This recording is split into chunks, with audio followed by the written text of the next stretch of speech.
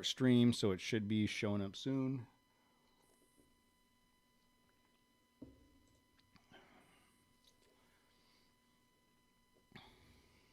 Okay, looks like we're live on YouTube. A couple minutes early. What's that sound like, Jose? You're good. I sound good? What about me? Sound pretty good? I don't sound good? Yeah, you're good too. Thank All right, you. Ferenc, how do you sound? Let's give a quick... Yeah, do you hear me all right? This is Ferenc. How was that? Sounds good? Yeah, good. All right, sounds good. All right. Anybody that doesn't like it on YouTube, we'll just tell them to go away. Screw him. Say what you're gonna say, dude. I honestly think there are a couple guys that will show up in our chat room that will start to pretend like it's not sounding good just to make me scramble and have to try to fix it because that's how they treat me. Good times. The word's out, huh? Okay, let me do... Scott's already on. Scott says, y'all sound pretty good for once. It's it's an ongoing endeavor here at Trail Chasers LLC.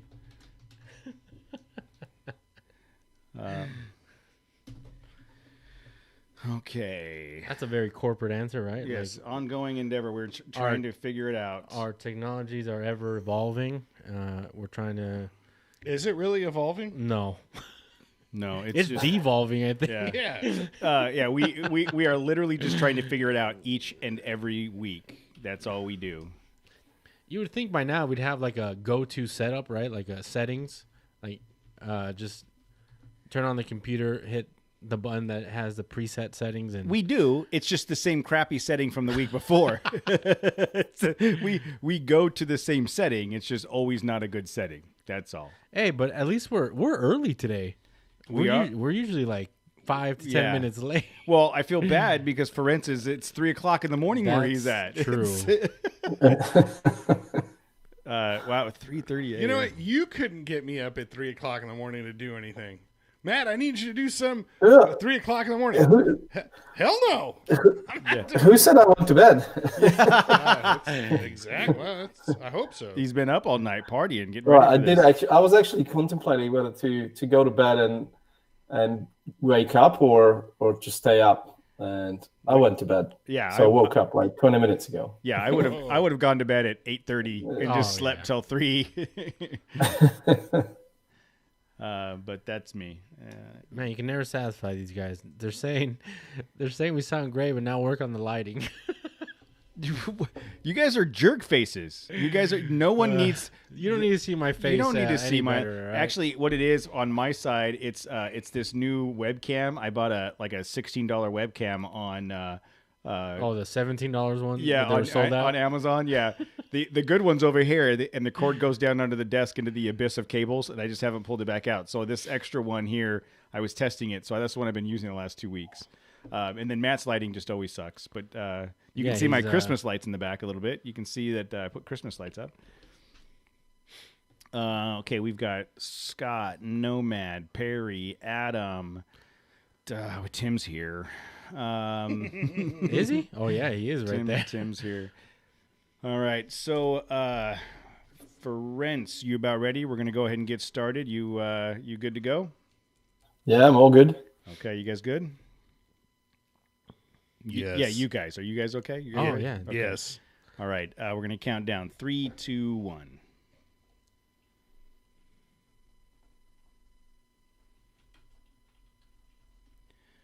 Good evening, everybody. It is 6:30 on a Monday. We are live on YouTube as usual. We're right on time. It's not like us to not be late because we're always punctual.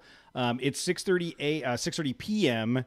in California here, and our guest Ferenc Alakesh is joining us from Budapest, where it is 3:30 in the morning. You guys, I can't get you guys to respond to emails in the middle of the day. This guy is waking up at 3:30 in the morning to be on the show. How are you doing tonight, Ferenc? Yeah, I'm all right. I'm doing fine. Thanks very much for having me on the show. He obviously doesn't know you. Yeah, he doesn't realize what At he's about this to. point. Right around 4 o'clock. in the morning, his time, he's going to be like, "This was a mistake. I should have just stayed in bed." I got up early.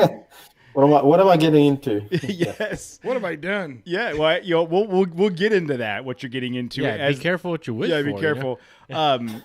So Ferenc has a website, overlandsite.com, and you can find him on Instagram as well at overlandsite, SITE. So Budapest, that's where you're at now. Is that your original? Is that where you were originally from? That's right. Yes. Although I spent nearly half of my life in London as well, so okay. I've got a dual nationality, so I'm all in between. But yeah, originally I'm from Hungary, Budapest. Yes. Okay. He's a citizen of the world. Citizen of the world. Yeah. And Yeah. So you and I connected on social media. Your the stuff you're doing on your Instagram page is amazing. It's so funny. Like we talk about, I think even just last week we were talking about the differences in where we've been in Southern California versus Arizona and all that stuff. And then I look at the traveling that you have done on your site, and I'm like, yeah, we're pretty lame. We don't do anything cool. Yeah, LA County for us is overland. Yeah.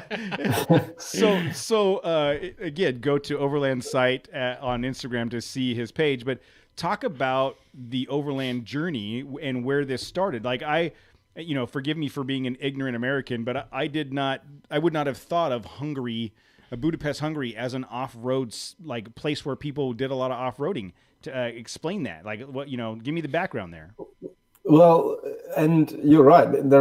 It's like overlanding is not big here. I mean, there are people who are doing this, and there are people that it's like quite popular. Or anyone that I talk to and I tell my stories about travels, obviously they really like it and they find it amazing. But it's a small country. So we only have 10 million people, so obviously overlanding is not a mainstream thing in the world anyway. But obviously in a small country there would be very few people who are actually doing it. But yeah, I mean, having said that, there are people who are doing it, and although anywhere where I went, I meet, or if I still go, I meet a lot of people from all around the world, but very few Hungarians, of course. But it comes down to having very few Hungarians in the world anyway. 10 million people. Yeah, I mean, it's as a destination, it's you wouldn't even think that Hungary has anything to offer. But actually, I was asked to write an article about how is overlanding in Hungary, and I thought it would be very difficult to write an article about it, but actually it wasn't that difficult. There's actually quite a few places to go to, and very nice places to visit. But the issue is that it's like too crowded. I mean, Europe is too crowded as it is. You can't get away from people. You can't get away from villages and towns. Try coming to Southern California. It's ridiculous. But real quick, explain what the terrain is like in Hungary. Are we looking at open flat spaces, mountains, forests? What's the terrain where you go? It's very green. You would look at very low mountains, hills, and a huge flat area. So it's on average it's quite flat with some small hills here and there, and it's very green. I would say like I don't know, like the northeast of US. Okay, and for those that don't know where Hungary is, and I Googled that for you because I didn't know exactly what it was. That's near Turkey. You're right. It's just east of between Ukraine. Iraq and Iran. Yeah, there you go. No.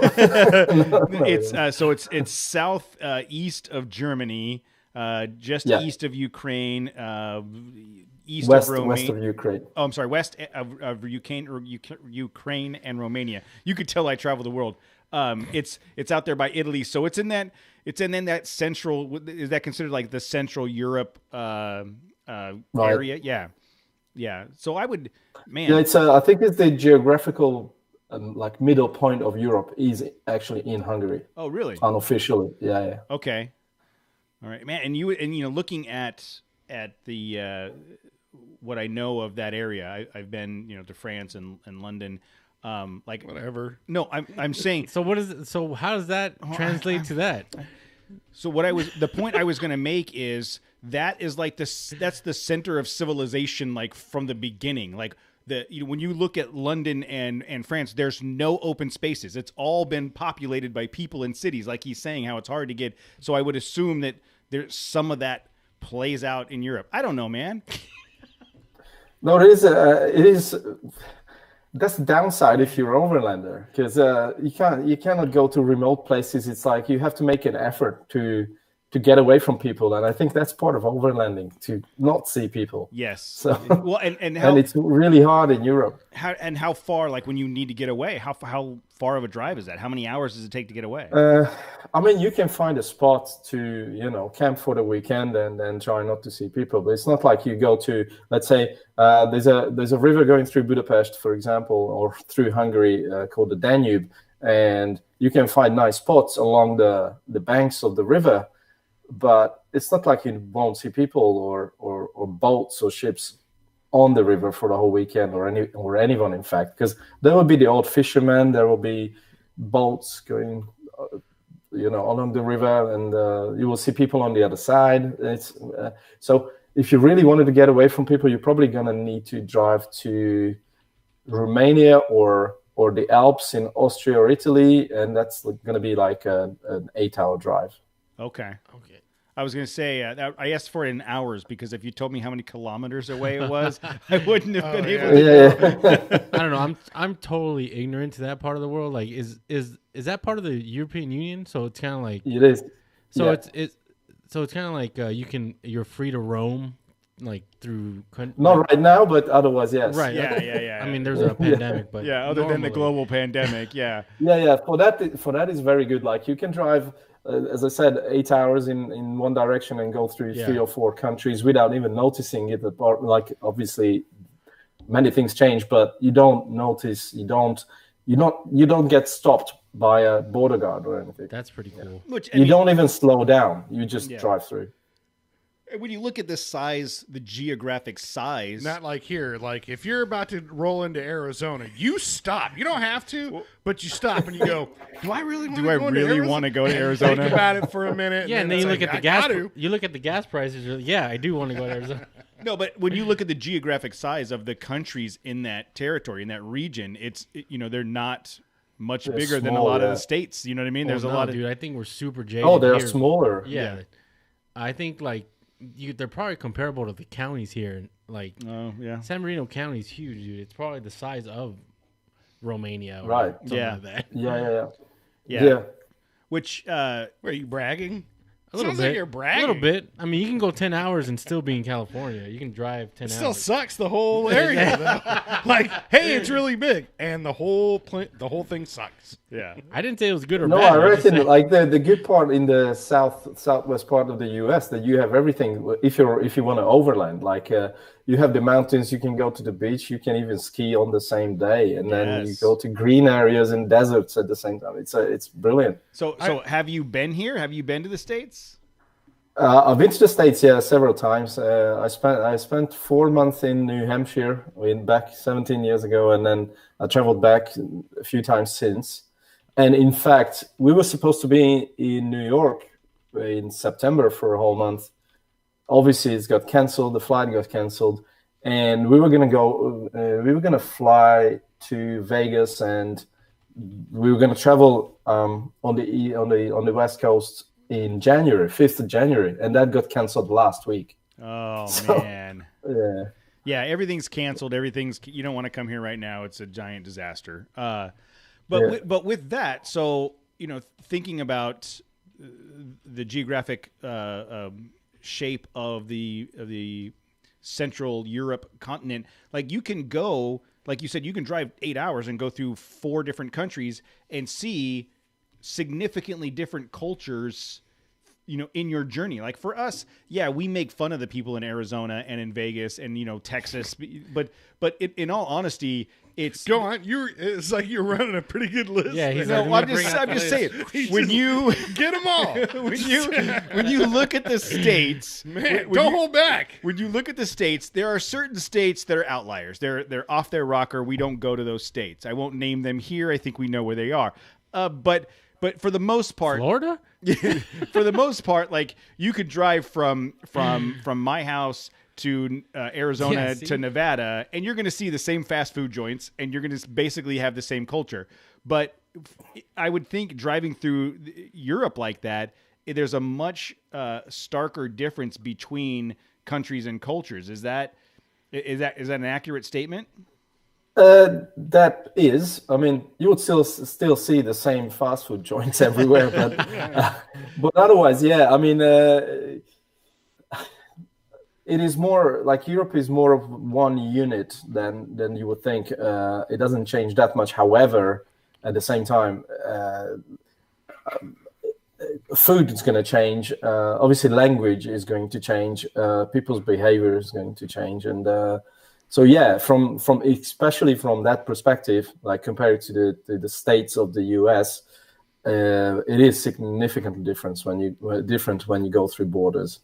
Like what's crazy? So yeah, from it's interesting actually. Yeah, what's crazy to me is that there's so many different like countries in that cluster right there, and they can all have different languages, like different languages. Mm-hmm. And and it's kind of crazy. Like, when's the last time you talked to somebody from Arizona? Yeah. It's not that I actually easy. texted with him today. Well, like just as an example, from Berlin to Budapest, it's a 9-hour drive, right?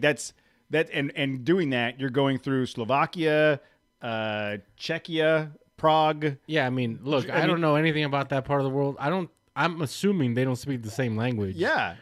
How is that? And you're right, they don't. Yeah, not even like the Czech Republic and Slovakia used to be one country, obviously, Czechoslovakia. Now they are two separate countries, and they do understand each other. It's like their language is very, very similar. However, it's eventually it's a different language. So they claim, actually. But obviously German, Slovakian, and then Hungarian would be totally different. Like absolutely, totally different. Doesn't Austria mostly speak German?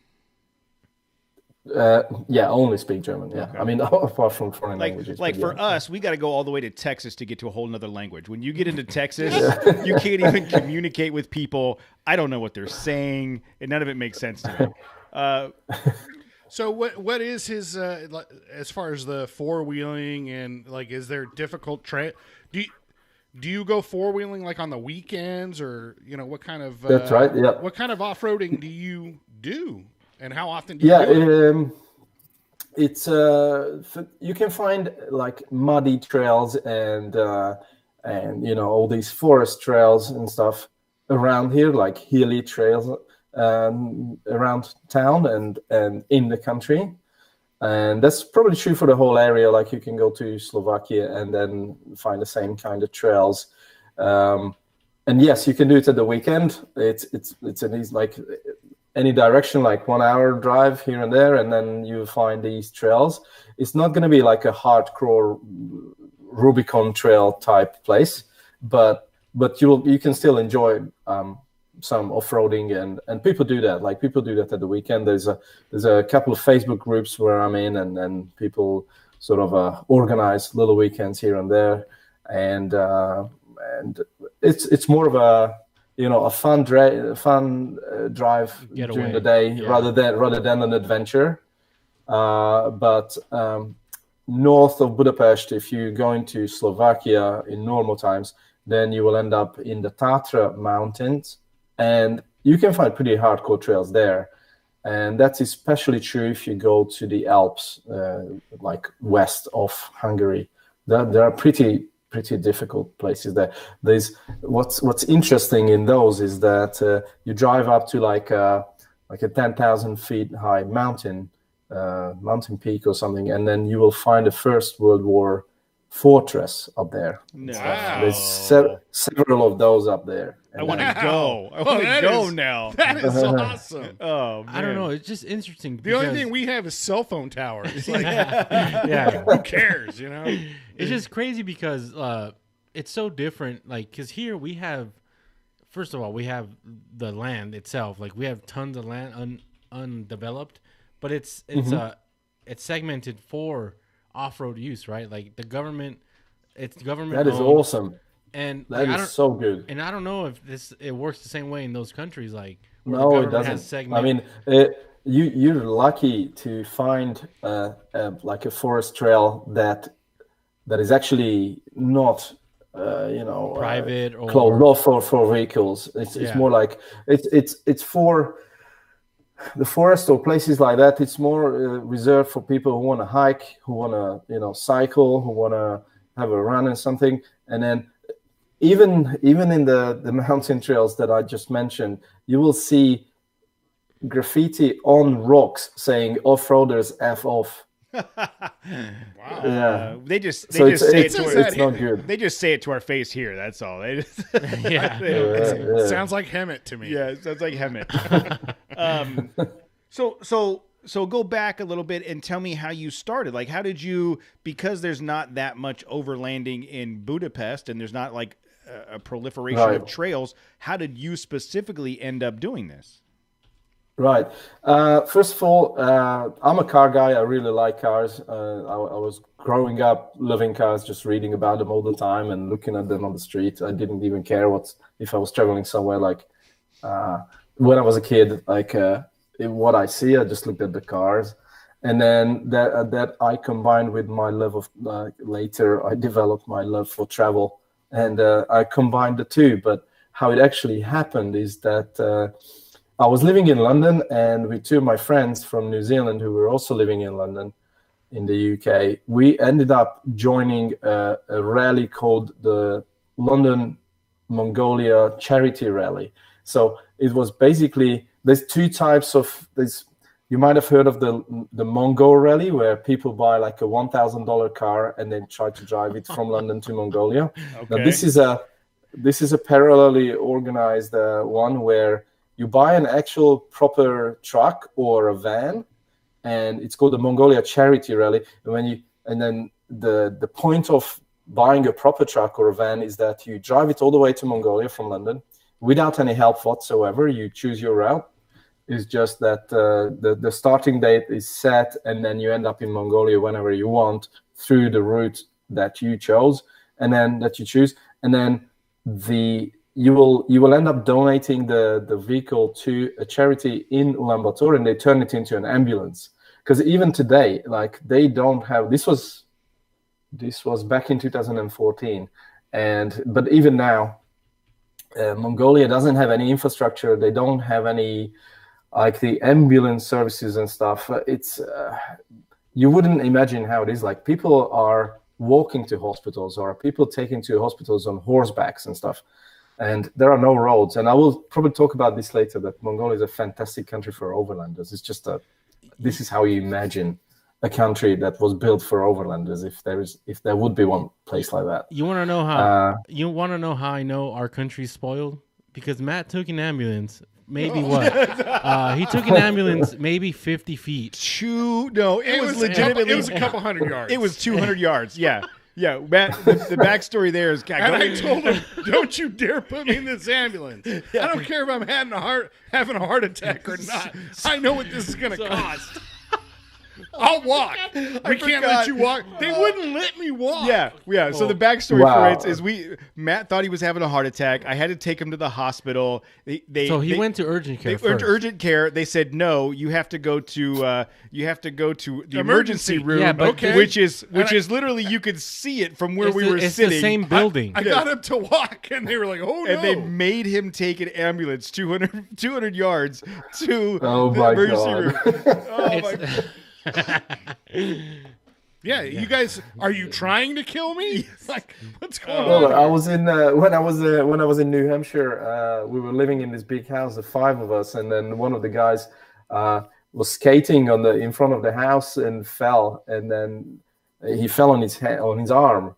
So we called 911, and then there was an ambulance, there was a police car, and there was a fire truck that came. And I'm like, what did you tell them on the phone? Because they all wanted their check. All of them. Yeah. They all wanted to get a paycheck. Well, it's New Hampshire. There's probably not much going on. And I was just going to say, of all the places, that's what I was thinking. Probably nothing happens here. of all the places in America you could have gone, how did you end up in New New Hampshire? Like people in New Hampshire don't want to be in New Hampshire. Dude, I'm telling you right now, I couldn't even tell you where New Hampshire's at on the map. It's up there on the top by New York. It's up there with the other. Yeah, no, Hampshires. it was like an exchange program. Like over a summer, I had this couple of summer jobs, and I was it was like a work and travel program. Well, I think I've done a big classic road trip on the East Coast. At the end, that is cool. So I've done that. I've done from not the whole East Coast, but from like Washington all the way up to Boston. That's a really cool thing to see. I lost my train of thought. So we go back to how you got started in overlanding. Joined this Mongolia charity rally and back in 2014, and we ended up. So we bought this pickup truck, a Mitsubishi pickup truck, and on eBay, and with no experience whatsoever, and basically we ended up breaking down on the Afghanistan border, like in Tajikistan. Like literally, there was a river in between us and Afghanistan, and we broke down. We had nowhere to go. All right, I'm going to say breaking down in Afghanistan with a truck that you eventually plan on turning into an ambulance does not sound good for anybody involved. That seems really bad. Yeah, I mean, I'm trying to make it more dramatic. We were next to Afghanistan. Okay. We were in Tajikistan, but yeah, I mean, on the Pamir Highway, it's a fantastic place in the world, and people were really nice, and people were trying to help us. But eventually, we couldn't fix the truck. We couldn't find any parts. We needed an alternator, and we couldn't find one in the country, and we couldn't get one shipped. We had this time constraint. We had to go back to our jobs eventually, so we ended up abandoning or selling the truck for peanuts right there in the village. And we had to continue with we hired a driver with a car.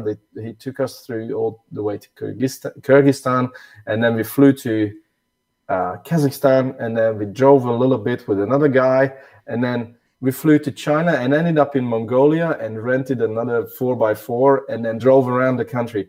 So eventually we made it, not in the way that we planned. But before that, we went through countries like Iran, Turkmenistan, Uzbekistan, all these towns in the middle. It's absolutely, that's when I felt, geez, if you have a car, if you have a truck, you can end up in places where you wouldn't normally go as a tourist. And we were camping next to rivers, we were camping in fields, we were camping in weird places. We ended up in people's houses, like total strangers' houses. And there was this nice guy in Tajikistan. It was like, I think it was around midnight, and we were lost in Tajikistan in the mountains on this trek. And we saw on our GPS that we were like 20 miles or less to Afghanistan. So it was, we were like, the first time in an area like this, and you would think it's the end of the world if you meet somebody and he's definitely going to have a gun and you're going to be dead, and it's all these. I would think all of those pictures in your head. Yes, every one of those things I would have thought for sure. He can do all this. But it's go on. I'm saying he can do all this because he doesnn't have a U.S. passport. Our passport true. brings some unwanted attention in that part of the world. And so you would think all these dramatic scenarios in your head, but it's not like that. People are people there. They go to work, they take their kids to school. It's just normal. Maybe they don't. Maybe they have a donkey or they have an old car, but they are normal people. That sounds normal. That sounds totally normal. But so we ended up on this track, and it was night. We tried not to drive at night, but we got lost, so we had to. And there was this guy trying to. It was a track going uphill on a mountain, and there was this guy trying to stop us, and we could tell that he's got some trouble with his car. But it was, so again, all these pictures in our head. We didn't stop because we don't stop. This is a trap kind of thing.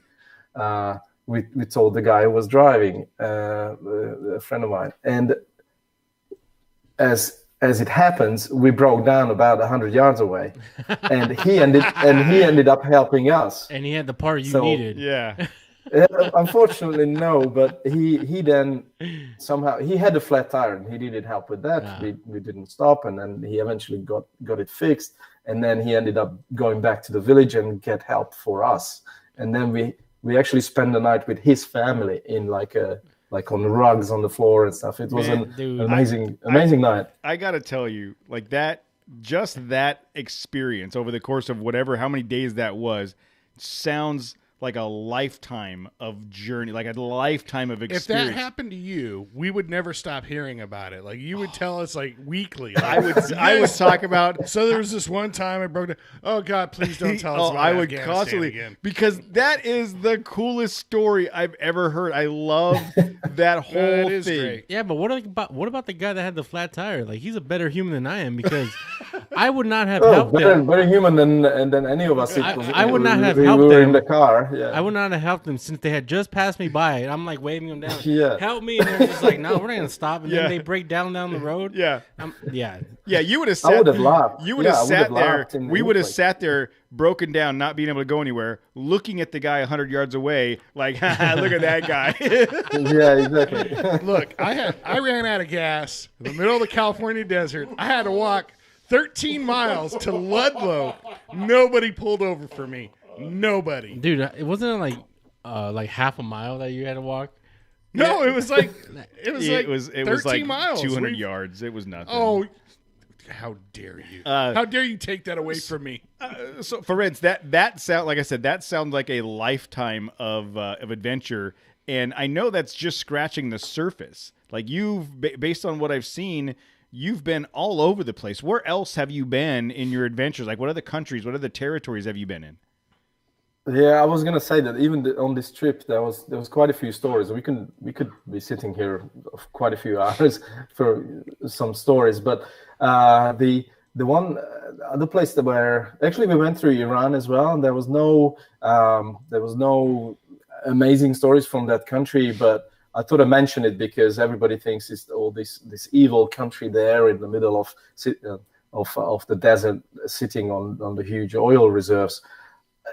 They are the most amazing people we've ever met. Like seriously, they are so kind. They're inviting us. Like every single night, somebody tried to invite us to their house because they were so happy that we were there. Because obviously, when they are there, thinking the whole world hates them, which is not the case, but that's what they think because they're so isolated. And then somebody makes the effort to go there. They're really, really happy to see you. They're amazing people. Point of view. Yeah. Well, so I worked with a girl that was from Iraq, and she got married, and we got invited to the wedding. And I will tell you, I have never been to a more welcoming. Like her mom and dad came over and gave us like it was such a cool, like culturally.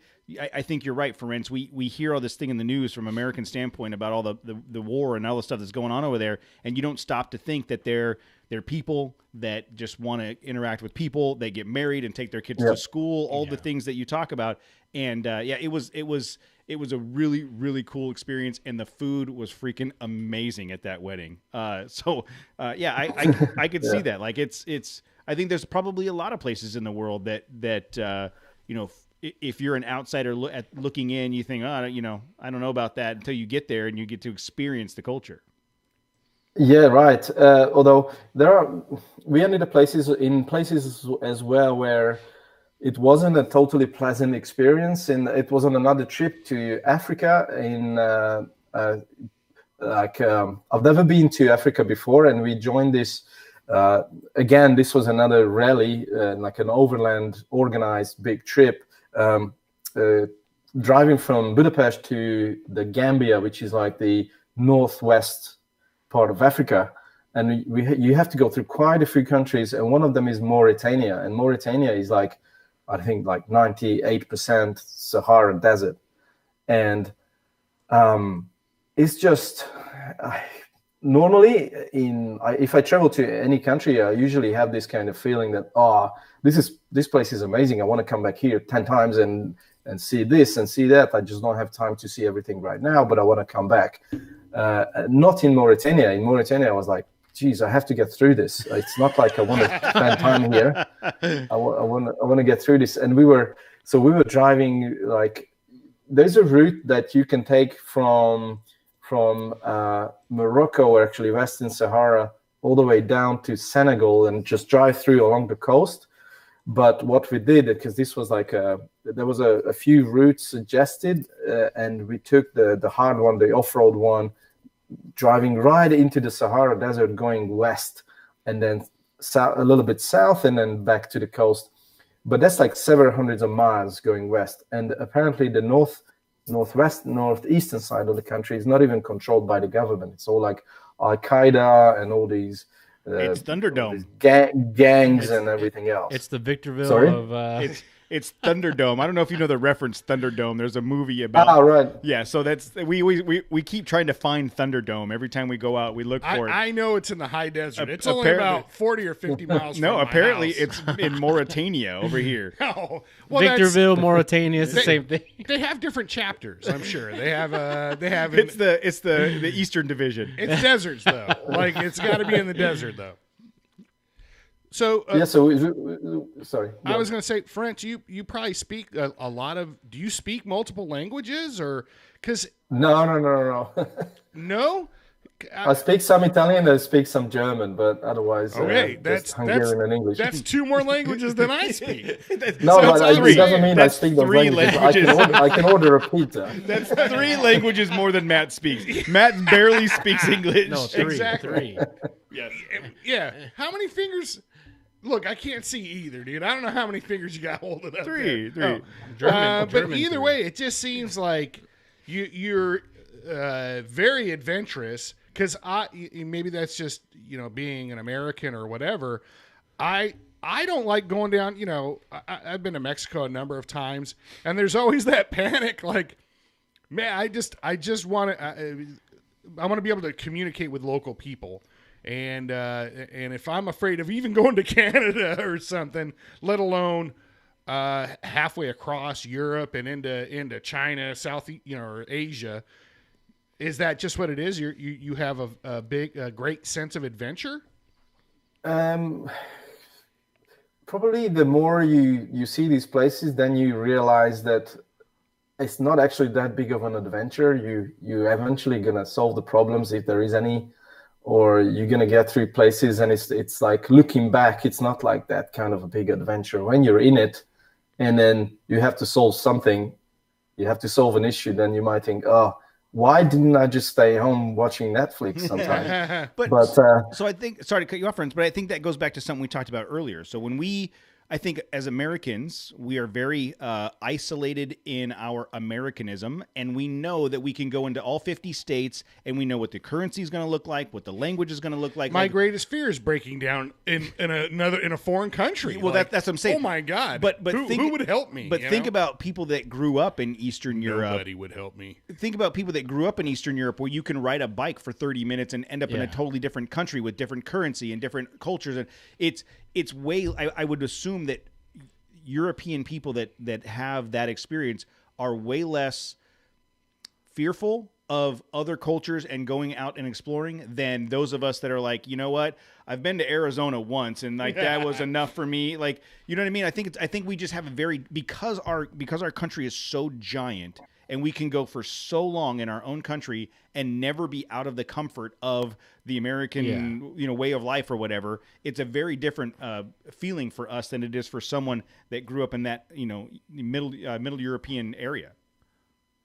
But it comes down to also the fact that I mentioned that even in Southern California, you have everything that you need if you want to do overlanding, like all the terrain, you don't have the diversity of culture, and you will not see historical places, like at least not several hundreds of years old type places. But from a nature's point of view, you have everything. And if you look at the whole US, you have even more. Yeah. And you don't need to leave the country for that. Yeah. To experience the fact that the Mauritanian army is escorting you through areas, then you will need to leave the U.S. But otherwise, I'm going to go ahead. I'm going to pass. I'm going to go ahead and pass on the Mauritania army. I don't need any part of that. I don't know. What's the? It's also the narrative that the media portrays. Like here, like it's kind of like doom and gloom. Yeah, don't go anywhere. Yeah, what is like the media like in Hungary? Like, do they? Well, I mean, if you live in Europe, like traveling around Europe is basically part of life, pretty Right, much now. yeah. In Europe, is you can't get away with it. If you even want to have a beach, we are a landlocked country. If you want to go to the beach, you have to drive to Croatia, first of all. So and that goes for skiing as well. Our mountains are really like low. We don't have big ski resorts. We have to drive to Austria. So it's obviously Europe is not an issue. Driving further or flying, well, nobody drives any further, but flying further on holidays, going to like Southeast Asia for a holiday, I wouldn't say it's mainstream now, but for Western Europe, it would be. But obviously, these countries on the eastern part of the EU are not that rich yet, or maybe they won't ever be. But it's more people do end up flying further nowadays. So I'm not saying, but for example, the reason why we ended up with this organized overland trip to Africa was that. So the main reason why we didn't just jump into the car and drive down there is because I was like, I've never been to Africa. How is it? I don't want to drive with my girlfriend alone, and I need to be, I would be responsible for her as well, and I didn't want to take that risk. And it's a total. So what you just said about leaving the state and driving to another state and then breaking down, like what you're gonna do, and I had that kind of feeling with Africa, and it's again. That was just my fear. It was fine, okay, apart from Mauritania, but otherwise it's totally fine. So I have the same kind of feelings, but maybe to a different extent. What you just said about you have had that fear of bringing your girlfriend and being responsible for her. I have that same concern with I'm bringing my kids to Arizona this weekend, and I don't know how it's going to turn out. You know, you never know. Things can get crazy on the other side of the river. I'm more worried about Arizona than your kids. Yeah, well, that's true. So you mentioned your girlfriend. So do you guys, when you go on these adventures, does she go with you a lot of the times, or who do you travel with? Yeah, so the first trip, the one that I mentioned about Tajikistan and Iran and all that, so I've done that with two guys, two of my friends, and that's when so actually, I probably never answered your question, how did I all start to do overlanding, and that was the trip. That's when I realized, okay, I'm driving through countries, it's amazing. You end up in places where you wouldn't normally go. So that's why I'm like, okay, this is what I want to do. And then when I met my girlfriend, like several years ago, apparently this was the only thing I was talking about, like Tajikistan and driving through Mongolia. So when we ended up buying our truck, I was already, so we needed a car for everyday use, and I was already buying it with this in mind, like, okay, I want to, whatever I'm driving today, I want to drive it to the end of the world at some point. Yep. And she never camped in her life before, but luckily, so we've done this mild Scandinavian trip through the northern part of Europe where we camped, and she was fine with it. So I'm like, okay, so this is the very civilized part of the world. Let's try something harder, and that's when we went to Africa, and then we already decided to drive all the way to Singapore, and then she's a really keen partner in doing this. Hold on, sorry, I'm hearing an echo, Matt. I'm going to edit this part out at 50 minutes. Is that the volume on your computer? I'm hearing. I keep like just faintly hearing volume. Is the volume on your computer down? It's muted. All right. I don't know where I'm hearing it. Maybe I was hearing it too, but I thought it was just the echo. I thought there was an echo on. I thought one of the other computers was on or whatever. Okay, I doubt we're hearing it on the recording. Sorry, friends. That was just one of those. That's okay. Weird things that we're trying to figure out on the side. It's probably my fault. It's probably Matt's fault. So she had never camped in her life, and you decided to go hard and try Africa. So what? First of all, is she also from Budapest? Yes, well, from Hungary, but yeah, we live in Budapest now. Yeah. Okay. So same area. So she'd never camped. She probably hadn't seen all these different cultures, and now you're dragging her with you out into these other portions of the world. Like, come and see this. Like, how did she react to it at first? Yeah, I mean, I was more afraid of the camping part. Like, if a girl hates camping, then not much you can do. Like, you can make it as comfortable as you want, but you can find if a new she hates girl. it.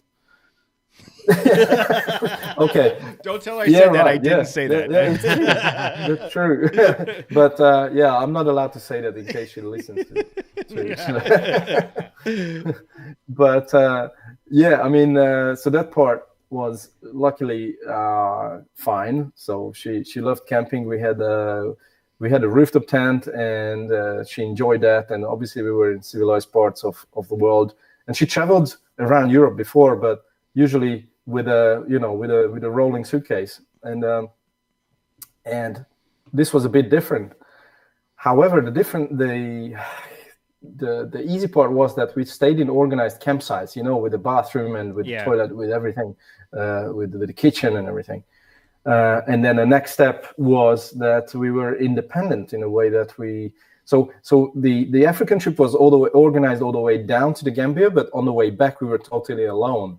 So we were on our own schedule. There was no other car with us, and we really started to experience with her together, because I've done it before with the guys, but with her, just cooking your own meals, planning your supplies for the next few days, and going to markets and then buy your vegetables and all that sort of stuff. Or maybe if you don't find the stuff that you like, then live on your dry supplies and pasta or whatever.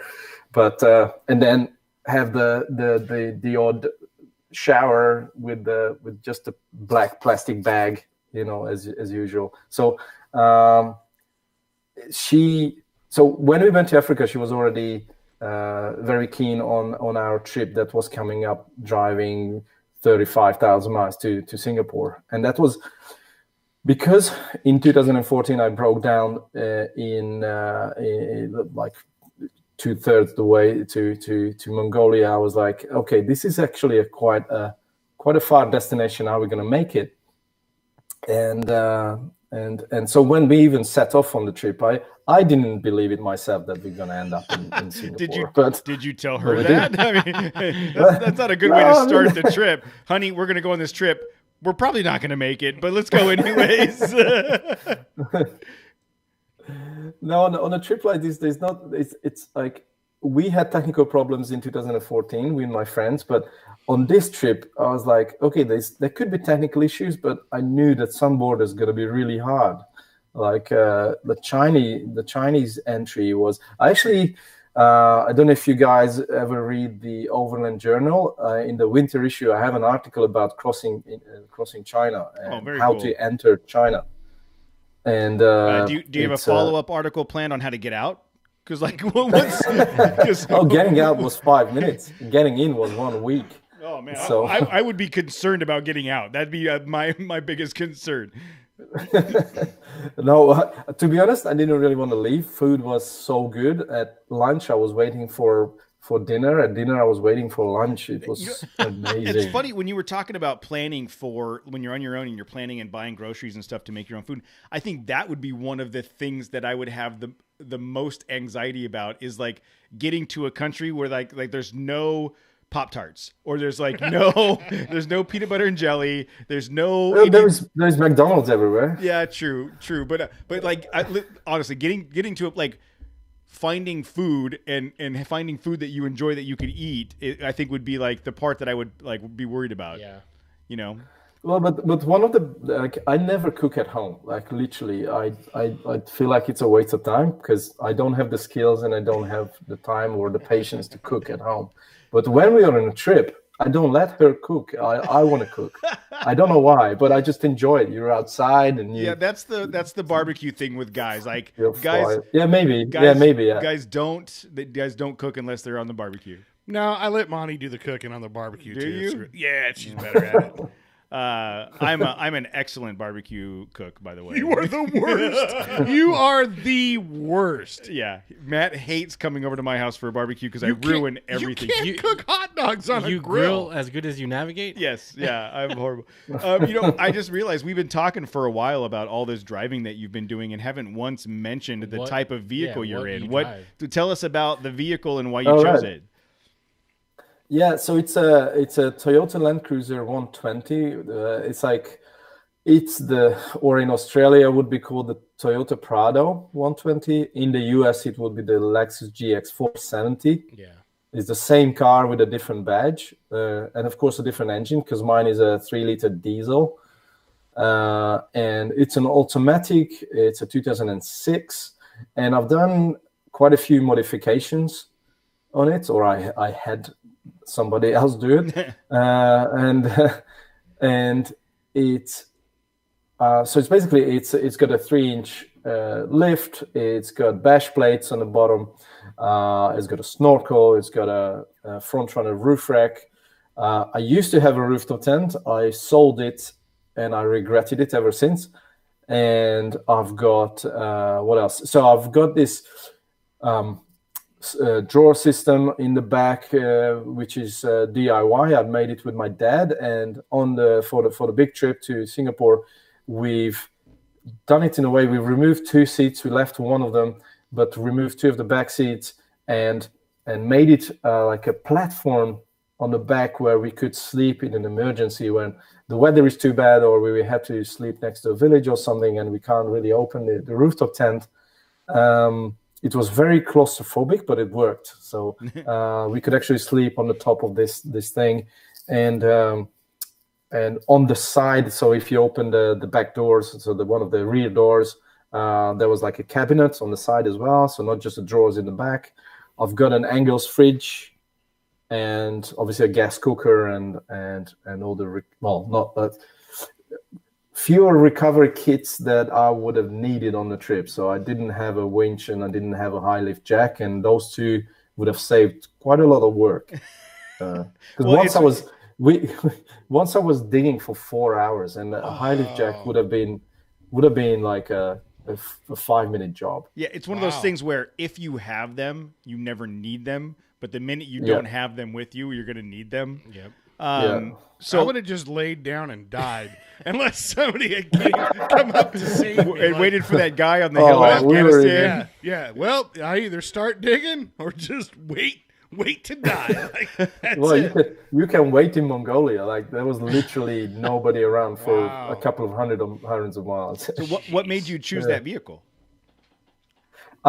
It's a very widely available vehicle in Europe. I wanted a Toyota because after the experience with the Mitsubishi, I didn't want to have any other type. Definitely not a Mitsubishi. Yeah, no, you should have got a Ford. Yeah. So I wanted a reliable one, and the main reason being is that originally I studied law. If the vehicle stops, I don't know what to do.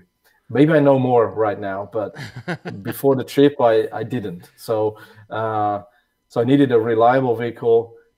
This is a very not common, but like from like a 4x4 vehicle type perspective, it's a very common one. And yeah, this is the main reason: reliability. The size is perfect for these kind of trips. It's very mobile, it's very agile still, and these are the main reasons, really. Yeah, so that LX4, the GX. the GX 70. GX 470. That's what Rochelle Croft was driving in the Rebel Rally last year. That's the 460. So that's the newer one. Oh, That's the newer one. Okay. It's all the same, dude. Yeah, but same size and like same kind of concept, but it's funny the Land Cruiser Prado, which is the same. They're all the same, right? It's been in the States for since the mid 2000s, I think, early 2000s, as the Lexus GX. But they're barely gaining popularity now because they know what they are. People know what they are now. Yeah. So that's like the new Really? fad. That's like the new hot thing over here. Yeah, They're that, trying to I build think up. the reason is the independent front suspension. Like everybody thinks that they are not good off road, but it actually works. yeah. We Matt and I have put that to the test. Jose's still on a 1994 Land Cruiser. I mean, he'll eventually get something better, but the availability. So you'd mentioned like when the Mitsubishi, when you got to Mongolia, you couldn't get parts. So the availability of parts for that Prado, is that more widespread across Europe if you go from place to place? No, the Mitsubishi wouldn't be a problem in Europe. I was more worried about Central Asia and other parts of the world, and the fact that it's not going to be as reliable as a Toyota. And so when we broke down in Tajikistan, it was impossible to get parts. But as it turned out, it would have been impossible to get parts for most type of vehicle in that area, or at least in Tajikistan. But the Prado or the Toyota, it's literally, and it could have been any type of Toyota. There was no place in the world where I didn't see a Toyota. So, the Mauritanian army was escorting us with Toyotas. The Mongolian police have Toyotas. It's very, very common. No, so you've traveled the world, and you say everywhere you go, Toyotas and McDonald's. Is there a conspiracy there? Huh? I don't know. Give me some time. I'll think of something. No, you can basically Toyotas and McDonald's. I mean, that's home. No matter where you go, you can be at home. So Sure. so with all the travel and the stuff that you've done so far, what was the reason that you started Overland site, both the Instagram and the webpage? Like, what was the drive behind that piece of it? Right. Well, I wanted to document my trips. That was one of the reasons. Another reason was that I was trying to find like a central place to find information, what to buy, how to equip my car, my truck, where to go, how to do it, like how to use tools, how to use recovery gear, stuff like that. And back a few years ago, now there's a lot of blogs and a lot of websites, a lot of YouTube channels talking about that, but back then there wasn't any. When was this? When did you start it? I started like 4 years ago. Oh, okay. 4 years ago, and I think like the popularity of this, would you say hobby or phenomenon? It's probably a better word. It's a nicer word. It's a lifestyle. Yeah. It's a lifestyle. Yeah. It's just, I think, skyrocketing in the last 3 years. Oh yeah. Yeah, for sure. And we are getting quite good traction. Like 98% of the traffic of the website is from the US, actually, probably because the lifestyle is most popular there. Yeah, it's huge here. We joke around all the time about how, and on your commute to work, you could do an overland rally on the freeway on your commute to work, passing all the vehicles with the rooftop tents and the racks. Right, that's what I found amazing. We were in Australia last year, and people are driving every day with their rooftop tent on the truck. Just going to work, going to do groceries with their rooftop tent. They don't bother taking it down. It's like status. That's like a status symbol. All your armored bumpers. Yeah, and so like, and your bash plates. I'm gonna call, instead of like, we call them skid plates. No, bash plates are cool. Bash plates are way cooler. But yeah, so in Southern California here, if you were in the car market, right? There's the sports cars. You work your way up. There's like there's like the Mercedes and the BMWs and like those. But like on the Overland side, you can start with whatever you want. The more stuff you have bolted onto your vehicle, the more status you have. Yeah, that's where the cool kids are. Yeah, the wider your your tracks are. Yeah. It's The wider out the tires are. Exactly. well, and I think, and part of the reason we've talked about this before. Part of the reason I don't have a rooftop tent is like I would be too lazy to take it off every day. Like, I wouldn't take it man, off, I don't want dude. to take that off every No. day. You got to get friends to help out. Then what if, I would just never come home. If I had a rooftop tent on my truck, look, honey, I'm just staying at work, stay at and I'm the gonna go office. sleep in the tent, and I'll see you on Friday, probably. Probably. So yeah, it's very common here. I could see why that's where most of your traffic is coming from is from the States. So with the site and Instagram, and you're documenting stuff and you're putting out these articles, and now you've got an article on Overland Journal. I mean, how do you determine what kind of content you're going to put on your site? I'm getting a lot of emails, a lot of questions.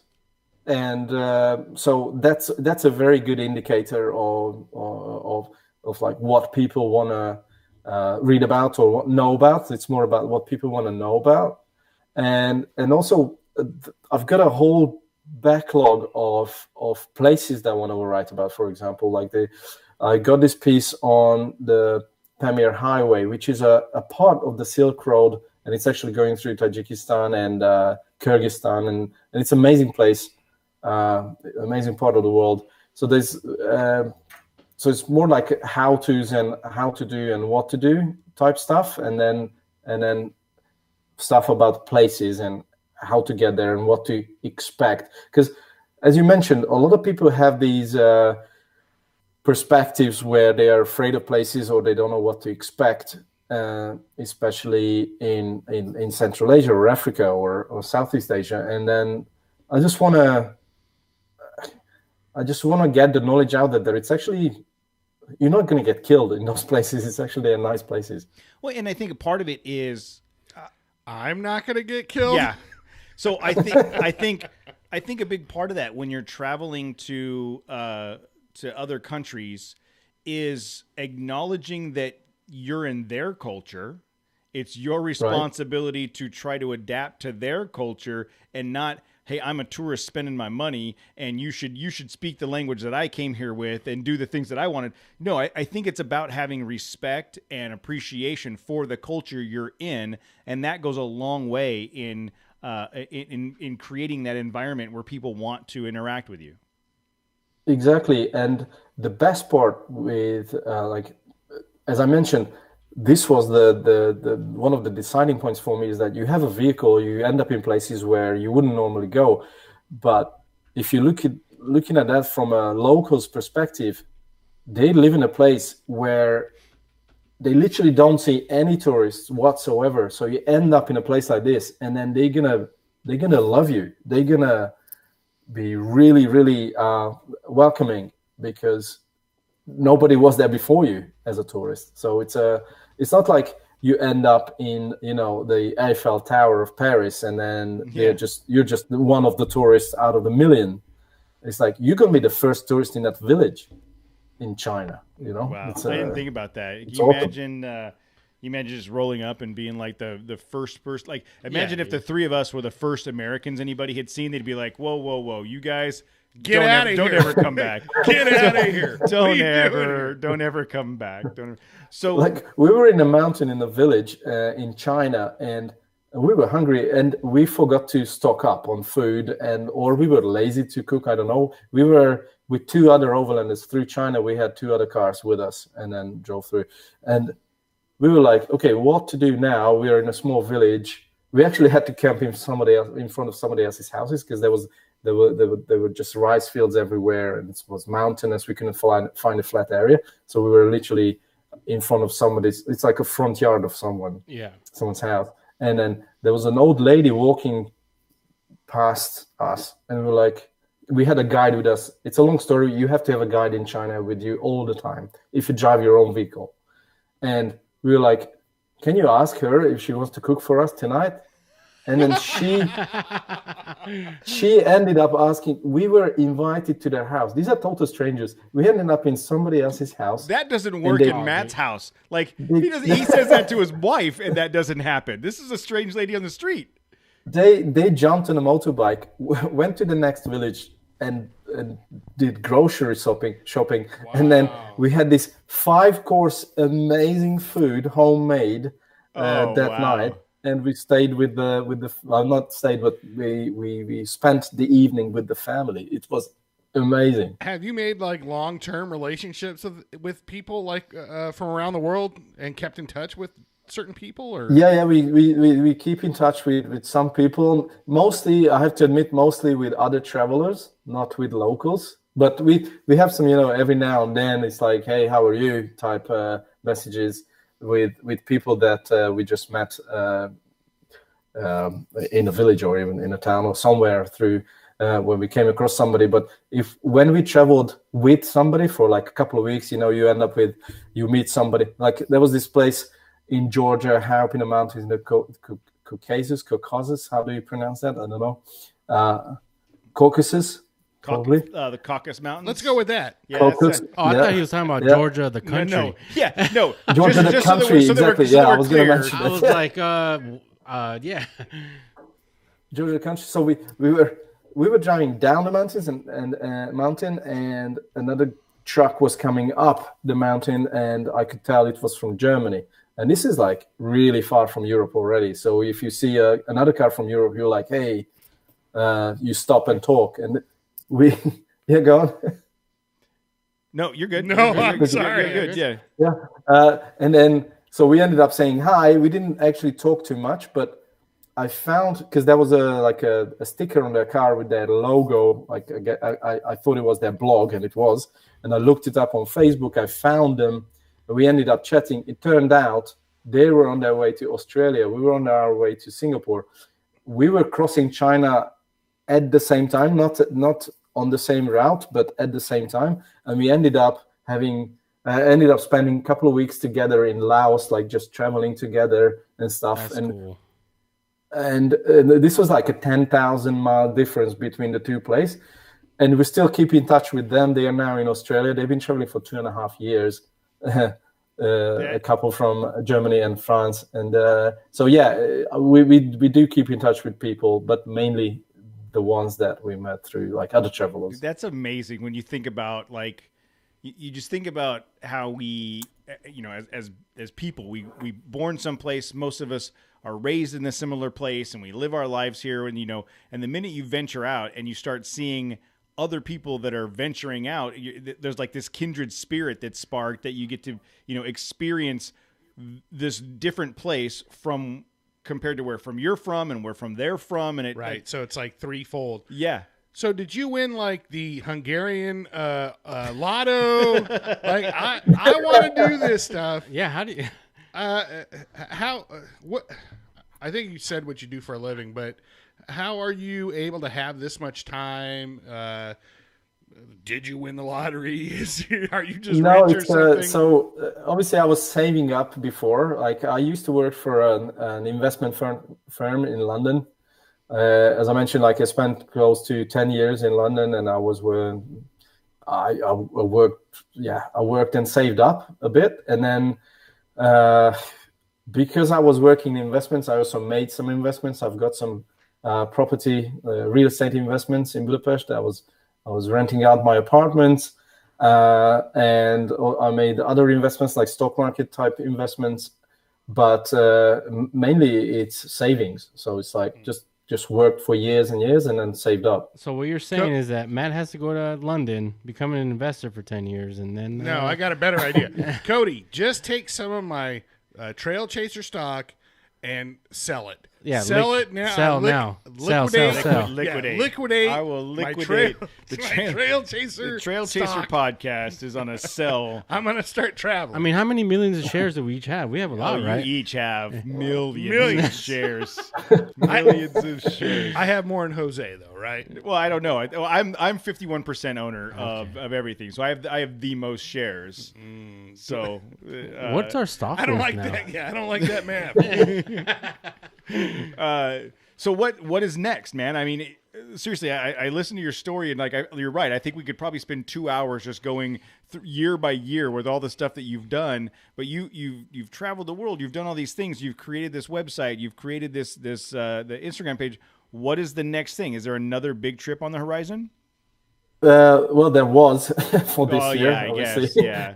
There was quite a few, but yeah. So the plan for this year was, and probably going to be 2021 now, is that we want to do it a bit more full time, which means so rather than ending up having to look for a place for a rooftop tent and then cook outside and stuff, we want to have like a 4x4 van, like maybe a Sprinter or an Iveco 4x4 truck, and then pretty much drive around Europe. There's the last couple of years since we got back from Singapore, we've done trips around Europe, some like in the Alps mainly. We went to south of France, and we just realized that yes, it is hard to find remote places in Europe, but it's possible. So, and there's quite a few little areas, pockets of Europe that we haven't seen, especially Southern Europe, like Albania, Greece, and like Bulgaria, places like that you wouldn't think of when you talk about Europe.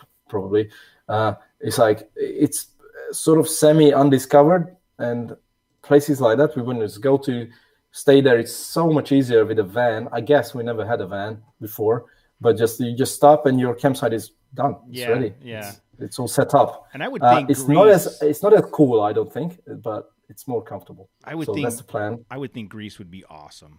I would think all the Athens and the ruins and the Romanian stuff. I think that would be awesome to see. I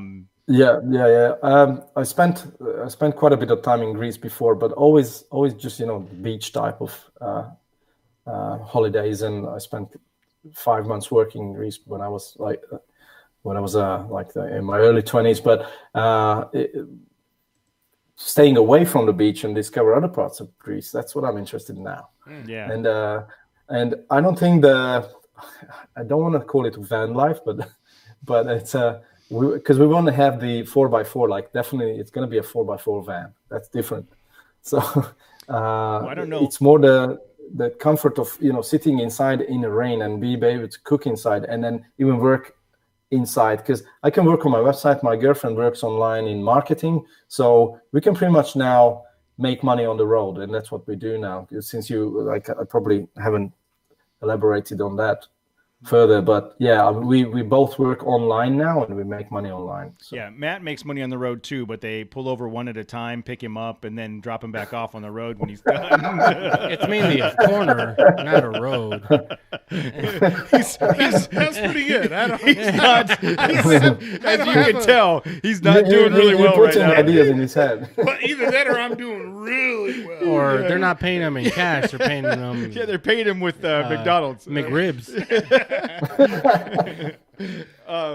Well, that is as part of this pandemic, we've talked about it a little bit. I think the economy is going to shift and the workplace is going to shift, and I think more people are going to be able to do that, to work from home. As long as you've got a Wi-Fi hotspot, it doesn't matter where you're at. You're going to be working remotely, or not just from home, but from the road. Yeah, from anywhere. So for us, this year would have been just, try out this type of more of a full-time lifestyle. And then we would have, so it looks like it's shifted by a year, our whole plans, but our main next big adventure would be the Pan American. So from Alaska all the way to Argentina. I don't know now when that's going to happen exactly, but that's definitely part of the plans. But so in that instance, would you fly over here to North America, get a vehicle, outfit it, and do it, or build your vehicle at home and ship it over? We would probably ship. Yeah, ship. I can't even imagine what it would cost to ship a vehicle. It's not that expensive. It's like $3,000, around $3,000. I would have thought it was more than that, but yeah. I only know. No, so that's why. So you have to weigh in how much it would be to buy, and then you would have the pressure of selling it and probably sell it in Argentina. You can drop it at my house in Southern California. I'll hold on to it for you. You can also get a couple of Frontiers for that, though. Yeah, I've got RV parking right here behind me. You can just leave it here for when you come back. It's an idea. The only reason I know how much it costs to ship a car to Europe is because my dad has friends that live in Europe, and they ask him to buy VWs here, and he ships them out of. Oh, really? Out of Carson. Really? What's Yeah. inside the door panels when he ships them out? That I don't know, but Did the dogs sniff that VW bus before? I Beef hope jerky? Yeah. So Pan American from Alaska all the way down to Argentina, that would be amazing. And you think you're going to do that in 21 or later? Not in 21 now. So that would have been the original plan. Would have been 21. Oh, so it got But shifted a year. but now it's like shifted a year probably. But again, a lot can happen. But if it doesn't happen in 22, then it's going to happen in 25 or whatever. But Okay. we definitely want to do it. So it will happen. We just don't know when. Right. That is, do you know off the top of your head what that travel is? How many miles that is? I don't know how many miles, but we were thinking like it's probably going to take us from around 10 months to a year at least. So we may even do it in like 2 parts or 3 parts. Yeah. Well, Google just said that from Bethel, Alaska to Ushuaia to Argentina. I don't know. How? What was that pronunciation again? I'm sorry, your mic broke up. Can you pronounce that one more time? Ushuaia, Tierra del Fuego province in Argentina. It says, I'm sorry, I can't calculate a route to get there. Wow. So it's like, I don't know. Expedition Overland. They did it in 3 parts. Yeah. They did it from like 3 Alaska parts, I think, to Mexico to Central, and then the last Go Right. on. yeah, and then the rest, And then the last part. and then the third, Oh, that last continent that they did. the South. The one down there. Yeah. So it's not a short drive, I guess is what I'm saying. And let's see, from Anchorage, Alaska to San Diego. Panama City. To Panama, because there is in the Darien Gap, there is no road. I think that's the only part where you can't drive. You have to ferry, ship right? again, Yeah. put it on a ferry or a container or something. I don't know. So that's 6,865 miles, it looks like, from Anchorage, Alaska, down through the United States, through Montana, Wyoming, Denver, New Mexico, all right. Texas. Wait, I'm just saying, We like, get it. We get it. Yeah. I'm just saying that's down this like the center of America in New Mexico. That's Why is it taking you down the center though? I don't know. Google said that's the way to go. 127 hours it says of drive time. It seems Isn't that a movie? like a long. I think it would take longer than that. So when you do that, you and your girlfriend pack up, you're gonna ship the van over, do the whole thing, still Right. work from home. I mean, work from the road if necessary, and make that trip. Right, yeah, that's the rough plan, yes. But I don't think we will go do this straight down kind of drive. So we probably once we end up in Canada, we want to see a bit more of it. Same for the US, and No, I'll help you out. Just go to Moab, Utah, drive through Las Vegas, hit Southern California, and then skip everything else and go to Mexico. And that would have been our plan for January. Now we were supposed to fly on the 5th, and then probably because I listened to your episode from last week as well, and then there are companies out there renting out kitted out trucks and stuff. Yes, there's quite a few. So that would have been something we would have done in January now in 2021. Yes, you could definitely fly into Phoenix and hook Phoenix, up. Yes. New Mexico. No. Yeah. Phoenix. I thought you were going to do that same dumb Flagstaff joke again. No. Anyways, you could do that. So when that, I can't even imagine what the preparation would be like for that. Would you approach that entire trip as like one large preparation, or is it like, well, if I just get from this main town to this main town, I can reassess what I need and buy whatever I need and then go to the next one? Like, do you break it up in small pieces like that? Yes, and that's exactly what happened on our big, the trip from Europe to Singapore, is that we had a rough plan. That's what we would do on this trip as well, probably, because we would have a rough plan, especially just in a way that, okay, these are the countries in the list, like on our route. And then Evelyn put together like a road road book for our trip, just outlining what are the most important things to see along the road and what are the good areas where it's easy to camp and what are the sights to see and stuff like that. And then it's not set in stone. So if we miss one of the things, it's not like we're going to have a fight about it, but it's good to know what's there. And it's like, especially if you don't have the internet, you don't need to look it up. It's right there and like print it out in a book. And so we had like a rough plan, but the way we approached it is that we only thought about the future plans in a few days in advance type perspective. So we were like, okay, this is the next border we have to cross. Along the way, these are the towns we want to sort of go through and camp here and there. We used an app called the iOverlander. And it's an amazing app. You guys probably know it as well. So we always thought of the next problem, and on this last big trip was always the next border. Usually that was the next problem, unless we had some mechanical issues. So it's like, okay, let's solve this and then find our route all the way there. And then once we're there and we got this issue solved, then we're gonna think about the next part. Yeah. Man, that is extremely like daunting to think about, like doing that. But it's also inspiring thinking about, just you taking the ability to just go, like, I'm going to do this. We're going to see the world. We're going to experience all these cultures. And, I bet that, like you said, we could spend another 2 hours. Yeah, we'll have to have him back. There's still tons of I was questions just gonna that I have. Dude. We could probably spend another 2 hours talking about stories.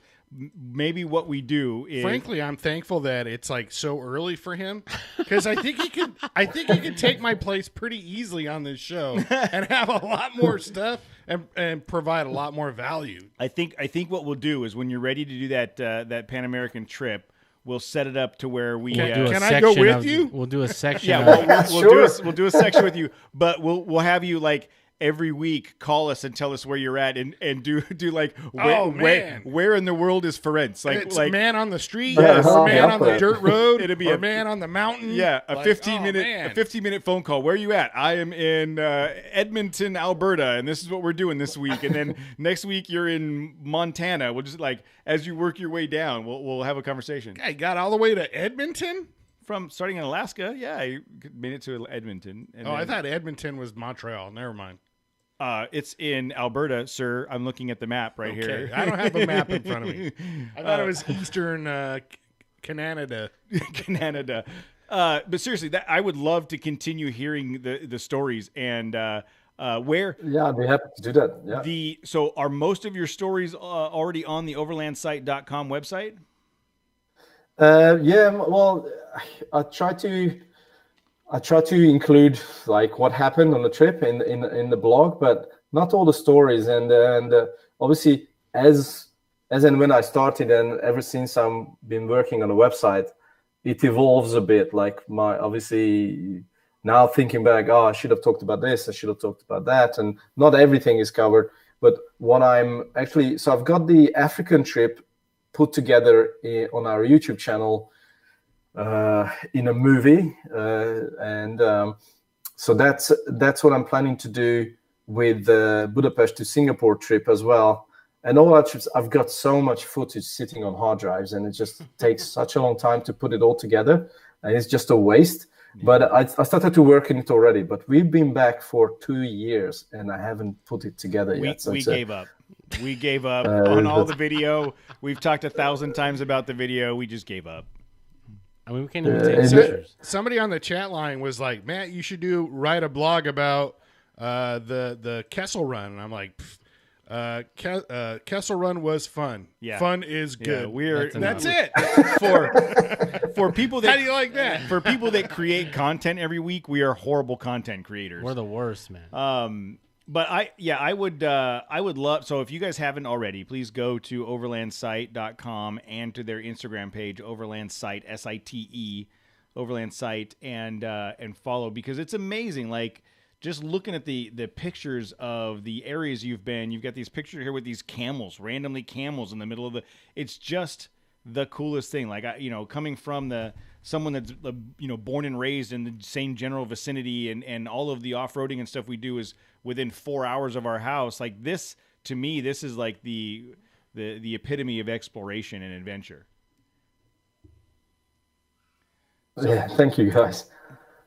So go follow Ferenc, and I am serious about I'm totally serious about the trip. The next trip you have planned, let's coordinate, and we'll just follow you on the show all the way down and figure out. We'll be like, he's still alive and he's in Panama, like, and find out where you're at. So I would love to be able to connect with you again later and hear more of these stories. All right, yeah, I'd be happy to do that. So if and when the trip happens, I'll let you guys know. That's fantastic, man. Thank you so much for joining us tonight, and we will definitely talk to you again soon. Thank you. No, seriously, it was a lot of fun to be on the show. So thank you. Oh, thank you. All right, man. That's that will be the end of the interview portion. That was fantastic, dude. I could probably, like, I had to figure out how to stop it because I wanted to keep going and answer. It would be a 3-hour episode of us just talking to you about these stories. So this is great stories. I'm really, like, intrigued about hearing more. Yeah, I wanted to ask, like, how is it outfitting trucks over there, especially since there's not that many off-road shops available? Yeah, I bet that's... Yeah, I mean, it's actually difficult. It's not... I mean, in Europe, in general, is easy, but in Hungary, it is difficult because it's hard to find... It's hard to find a shop that you can rely on or you can trust and stuff because of lack of experience, or they're not going to use the equipment that you actually want, and people and parts need to be ordered in from the other side of the world and stuff. So I actually took my truck to Austria, and I found this really cool family-run shop. They were actually outfitting Land Rovers, but they were happy to work on my truck as well. It's awesome. They're really good. Yeah. I bet, dude, again, we could probably talk to you for 3 hours. So some housekeeping things. So what we'll do is we're going to edit this show between now and Wednesday evening. I will send you an email once it's uploaded. We upload the show Wednesday. It's available, midnight on New York time, Thursday morning. I will send you an email when it's up and ready with some promotional images that you can use to promote on your site and drive. Yeah, we'll do. Drive traffic, and we will we'll promote it for the week and try to drive traffic to your site and go from there. So I mean, if there's anything that comes up between now and then, do not hesitate to reach out to any one of us. I've been kind of hiding from email for the last week because I started a new job, but I'm trying to stay as in touch as I can. So if there's a delay, I apologize, but check in, let us know if you need anything, and we will definitely communicate with you when this is ready to go. All right, awesome. Yeah, I'll once it's up there, I'll share it on all of my platforms. That'd be fantastic. Right on. So it's now 5 o'clock in the morning. You're going to go back to bed, or are you? Yeah, actually, yeah. I'm looking forward to it. All right, man. We'll let you go back to bed. Thanks again for the time, man. We'll talk to you later. No, cheers. Thank you for having me again. You bet. Cheers. No, thank you. All right, bye-bye. All right, bye-bye. All right, you guys ready? Yep. 3, 2. I'm tired, by the way. I'm like dragging ass right now. That's what happens when you have to work for a living. Fuck. Welcome back. Fuck this. Bitch. 3, 2, 1. Fuck. Jackass. You jackass. 3, 2, 1.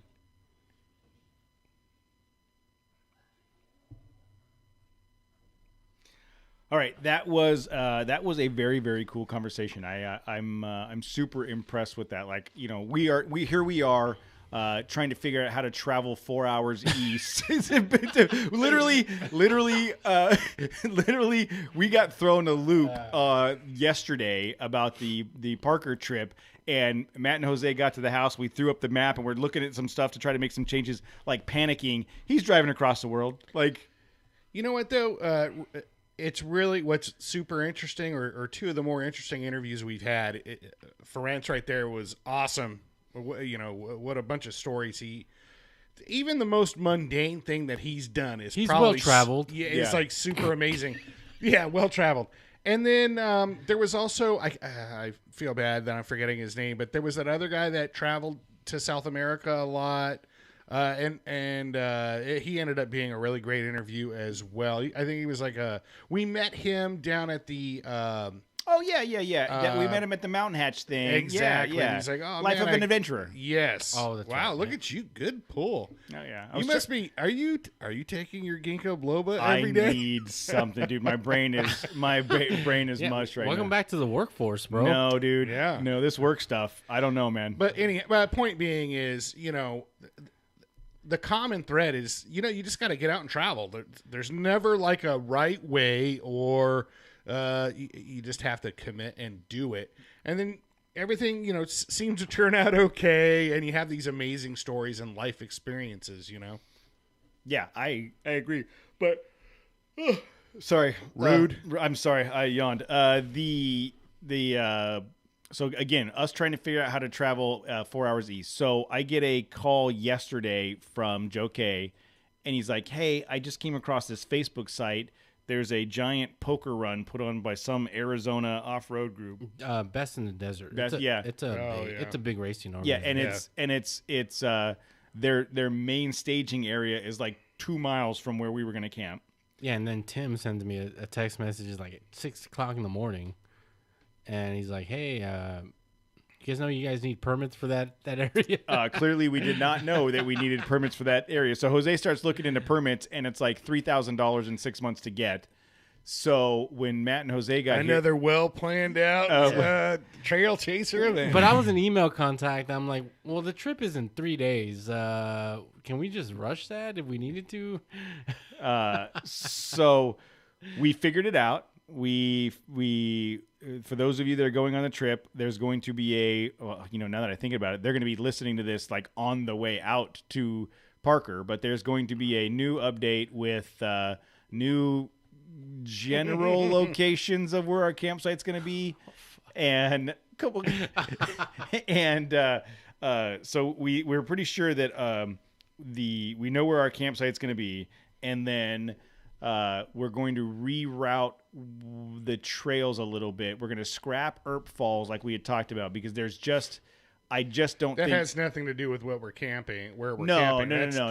That was a logistical thing with the trucks we have on. Yeah, it's a combination of the full size trucks and the amount of people we're going to have, and trying to get 20 something vehicles through that Widowmaker is going to be a long day. So don't worry about it, dude. We will have Mark. This isn't just about you. Yes, it is. But we're no. So if it Mark, so Mark Duty Driven is in the chat room. If we saw XJ struggling to get through that thing. It was so the videos we were watching. If it was a small group and we thought we could figure out a way to fandangle it, then we probably would do it. Because think about it, dude. If it takes 5 minutes for one truck to get through that spot times 20, we will be there for hours. So it just doesn't make sense to try to do that. So we have a couple other routes planned out. Look, I'll be one of the first ones to go through. I'll park my truck on the other side, and I'll just drink beers watching everybody go through it. It sounds like a great time to me. But we're gonna go to a pretty cool old mining site, which is the funny thing is the Swansea site that we're going to. I wanted to include that, and the only reason I didn't is because of the direction we were going to go based on where our campsite was. But now that we're shifting our campsite down, it gives us an opportunity to head right out there and do that. So that'll all be covered, and the logistically, I think we're in good shape. Other than there's a handful of swag stuff we're still trying to gather from the vendors. The shirts are going to be done today, and I got to figure out how to get them picked up. Tammy said she'd pick them up for us, so we should have the shirts in the next day or so. And then I think Wednesday night, it's going to be bag stuffing, like sitting here at the counter trying to put the swag bags together. So, Is that a euphemism? That's what I thought too. who's the bag? Who's in the bag and who's doing the stuffing? Yeah, I don't know that I like it. or maybe you do. I don't know. Or maybe I do. So the point is that we still have a lot to do. This was the worst time to try to plan a trip 2 weeks after starting a job. The guys are giving me a hard time earlier about being back in the workforce, and I'm working for a living in actual full hours, and I'm tired. I'm very, very tired. Yeah, that's what happens when you work, dude. Man. And see what else. Someone made a comment. Who was that Mud Raider? Someone asked if I was going to, or no, it was Nomad Overland asked if I was going to take a side window with me to the trail this weekend. I got my side window fixed this weekend again, so I'm on window number 3 in the Ranger. Called up. I told the story last week where I had called the Wednesday before Thanksgiving, and then nothing. The following Thursday, I called again, left a voicemail. I got a response on a Monday or Tuesday. They said they had the glass, so I took it in, dropped it off for the day last Friday. Mm-hmm. And so far it hasn't cracked. So oh wow, we've made it from on Friday. On full time, that's like a lifetime. Yeah, we made it from Friday to Monday, and it hasn't cracked. So that's a good. Has it started to warp or anything? No vortices in the truck. No vortices. Okay. Warping. So that's a good thing.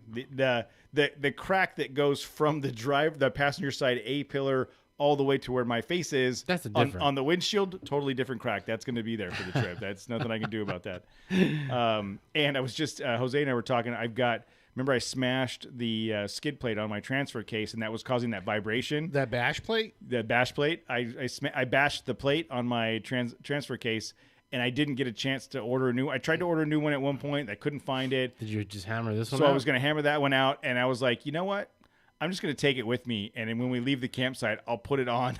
So you should just put it on now. Well, no, for the drive out. Yeah, for the drive out, I'll keep it off, and then we'll put it on when I'm out there, and that way I don't have to worry about the vibrations. But I have to put that back on. I got a feeling I'm going to lose some. I mean, it'll be bad. I don't want to. I mean, some people pay extra for the vibrations, but I'm picking up good vibrations. Yeah. She's giving sit me here the quietly and wait until you're done. Good. Yeah, everybody's driving in their cars singing that song. Oh, speaking of songs, come on, you saw my playlist, right? You saw my dude. I don't know what made me do it, but you should listen to that on your way out. You know, that 4-hour drive or whatever, and get all that out of your system. Because I ain't listening to that garbage, dude. That is not garbage. There was nothing. That's the most garbage. That's the smelliest garbage. There was nothing ever created. There was nothing but pretty good positive feedback. Yeah. Garbage was good. Garbage was good. There was nothing but positive feedback on my Color Me Bad, Belle Biv DeVoe, Guy, and Tony playlist. I knew none of those people. I was like, I don't even know what that is. What are those words? How old were you in 1989? 4. Oh my God! Oh man! He was 4. You and I were in high school, cruising around in our cars, playing. I was not listening to any of that playing shit that music in high school. Yeah, Matt was more of a what were you like a Danzig Poison guy? Oh, no! I would rather have listened to Tony, and Bill Biv DeVoe than Poison. Oh man, Rat? No. No. Damn it. No, I was like The Cure. Oh, that's right. Like punk rock. Yeah, you had your. He was all depressed. Yeah, you had your eyeshadow. Yeah, like he was all depressed. Black fingertips. You know. Public Image Limited. Right? Oh yeah, PIL. Oh, dude, Johnny Rotten. PIL. Oh, dude, come on. Yeah, no, I was cool. I was too cool for Belle Biv DeVoe. Though I did go to some of those parties. Those were still some pretty good parties. How long were your bangs back then, dude? Oh, yeah. Like, did you do the flip thing? Yeah. Did you I probably did, but That's back in the day. I had hair, you know. Can you imagine Matt at 17 with all that hair? Like meeting Matt today, be like, dude, Just kill yourself. Do it. Let's be. You're already halfway there. You listen to The Cure. You listen to Depressed Mode. You might as well just finish. Look at what you look like in 40 years. Oh my God. It's over. To this day, I still understand why Mexican parties or Mexicans love Morrissey and Depeche Mode. Morrissey. Yeah, I don't understand. The more I don't know, but I still love Morrissey. Oh, Morrissey God. and the Smiths. My man. first concert ever. One of my best friends got into a fight with his girlfriend, and he had this ticket to Morrissey at the Hollywood Bowl. And he was like, dude, we're not going to go. Great She show. can't go. She's like, do you want to go? And I was like, yeah. And he was like, cool. Tickets are like $25. Wait a minute. I have to buy the ticket? So I buy the ticket. We go. It was the single lamest thing I've ever seen in my life. Yeah, I saw Morrissey in Pomona at the Orange County Glass Fair. House. at the Glass House. Yeah. I don't remember He a didn't thing know. He about didn't that know nothing concert. Oh, I don't. yeah. What were you doing? Red Bull and vodka. Okay. A lot of them. Wow. Yeah. Oh crap! No, it was just dumb. It was just dumb, and I was not a fan. Okay, Belle Biv DeVoe. Oh God, Belbid DeVoe, BBD. So there's gonna be a massive Nobody's gonna show up. Now. there's gonna be a 80s hip hop. They're gonna be R&B listening to this party. episode on the way out, going, They're "I gonna- ain't they're listening to that shit," and just turn around. I need to keep your shirt. I need a generator so that I can get the house speakers up and running. I got my Bluetooth speaker. We're good. Oh shit. So there is a couple things that have come up. So just check your emails, guys, if you're driving out right now. Yeah, if you're on your way out, there's a very real chance that there will be a last minute text because Matt and I are still planning on leaving at 10 on Thursday. Thursday. Which should put us out there about 2. Yeah, I'm leaving after work. Yeah. on You and Thursday. Adam are we're carpooling out. So Not carpooling, just caravanning. So the plan is in your email, you'll get a map of where we're planning on being in a generalized area, but we should have the orange room set up so you'll be able to find us. Yeah. We'll send text messages out with coordinates. It's within 20 minutes of the old spot. Yeah, like, yeah. It's not far. The only difference is like where this poker run and race event thing is supposed to happen is like we'll call it on the north side of Parker. We're just going on the south side just to stay away from it. And part of that's going to be because if there's that many people up there, that the trails are going to be pretty packed as well. So we're just trying to move ourselves down a little bit and take a couple different routes. We could just cancel it. Go to Laughlin. We just cancel it and we hit the poker room. Go to Coughlin because when we all leave there, we're going to be coughing. Oh yeah, that's true. Dude, there was a higher chance of picking up something before COVID there at Laughlin. Yeah. COVID's the least of your worries. Your worries in Laughlin. I'm telling you, last time we were there, I stayed at the Colorado Bell. It was like this place. They need to knock this place over, but they gotta put one of those containment tents up over it first because you don't want contamination for the rest of the town. Was that for a Mojave trip or a family wedding? Family wedding. Yep. You know, that was like 3 years ago, 3 years ago. I couldn't remember when the last time was, if it was the wedding or the... It's like, why is it... I'm walking down this corridor and it's like squishy and slish slosh. I'm on the 4th floor. This doesn't seem cool at all. So the one of the points that Matt brought up was, so where we're camping, we're just going to be like the plan for the day is if, on Friday and Saturday, we're going to leave the tents all set up to where they're at and campsite and drive out to the trail and turn around and come back. So if there's anything critical that you're worried about getting picked up, if just in case someone happens by, make sure you've packed that up and on your way, take it with you on your trip. But I mean, we've been in plenty of places where that's always a possibility. Whether it be Akatia Wells or Kessel Run, Razor Road. It's always a possibility when you're camping like that. I don't know that we've ever had a problem. Yes. Are you just? I'm shocked that Jose just referenced there was some cool punk bands that were being talked about on the chat room. And look at Jose pulling out Holiday in Cambodia, DK. Yeah. Nice. I had a shirt of theirs, but it doesn't fit me anymore. Was it the one with the guy about to get his head bashed over with Nah, a chair? it's just the classic The DK, DK logo, yeah. So we had a conversation about my ultra king size air mattress. So I bought a cot on Amazon. It was only like $68 or something like that, $70. And so far, I took it out, I opened it up. It's super comfortable. Presley slept on it one night. It was out here by the Christmas tree, and she wanted to stay out here, so she slept on that. Tammy slept on the couch. But so I've significantly reduced the amount of stuff I need to take.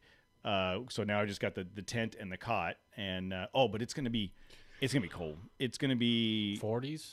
Last time I checked, I think it's going to be 30s. So it said 40 on the phone. Yeah, that's when what I I looked saw on the too. phone. okay, That's still cold. So 37 on Saturday. Low of 37 on Saturday. jeez, man. So what are we gonna do? Like, should everybody just bring like a bundle of firewood or something?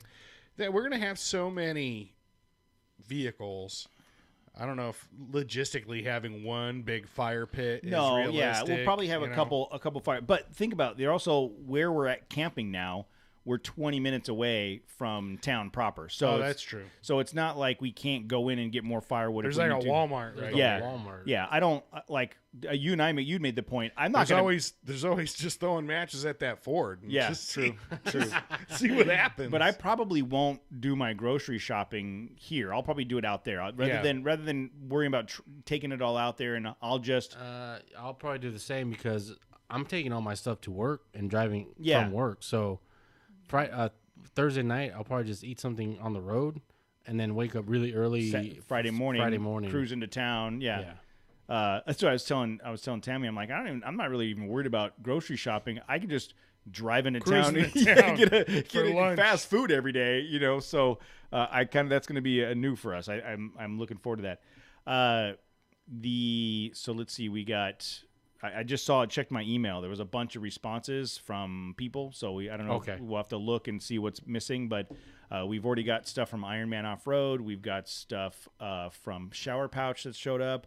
We've got our stickers have shown up. Our personal sticker, the stickers, the Trail Chaser stickers. I know LGE was sending some stuff. LGE and Baja Forge is sending some stuff. Yeah. Icon, Nexen, all of the White Knuckle, all of the people that you've seen on the flyers and the emails are all sending stuff, and we'll kind of highlight all those different companies in the process.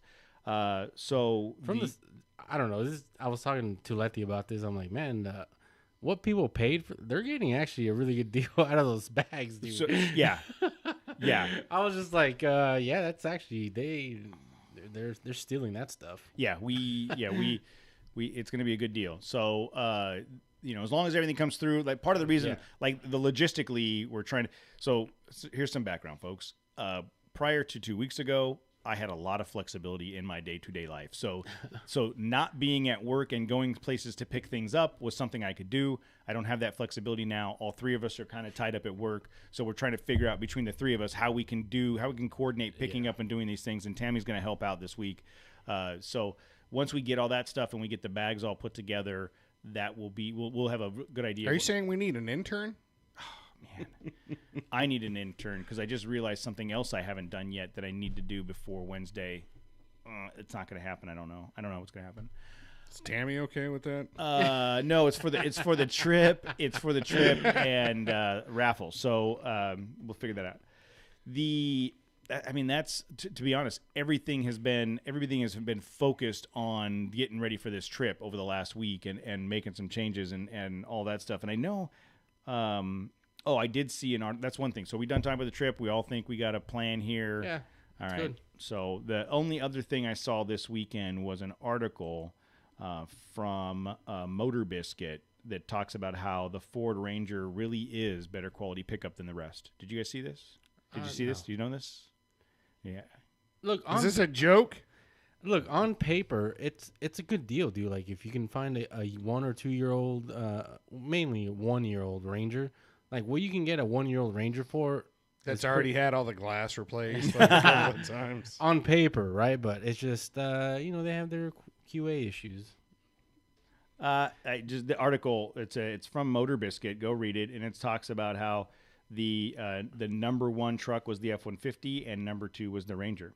It said that there's some issues with the TRD that dropped it down the list a little bit. What were they? The transmission thing? Was it a transmission thing? Let's see. I'm gonna go back and find out what those issues were. The car. It talked about car seats being an issue. That blue oval being an issue. No, the Tacoma had issues. So you can read it. Go to Motor Biscuit, and it's the 2020 is the 2020 Ford Ranger really better pickup than the rest, and according to this guy, it is, and I trust him. Was his name Cody Sisson? Did he write that story? It talked about JD Power consumer data and like issues over time over the first year, I think, but. Whatever, you'll figure it out. Go read it. I just wanted to bring up the point that somebody says it's good. Motor Biscuit. I have no idea what Motor Biscuit Tim is. said, "I can't believe anything from an organization named Motor Biscuit." Oh, he's bought biscuit stuff before. Yeah. Anything with biscuit in it, Tim's like, Yeah, Tim's on I'm board, in. dude. Yeah. Corona biscuit? I'll take two. Yeah. I will take one of those. I'll try it. So the long and short of it is we've got. Dude, I can't believe it's days away now. I literally like it's I don't know.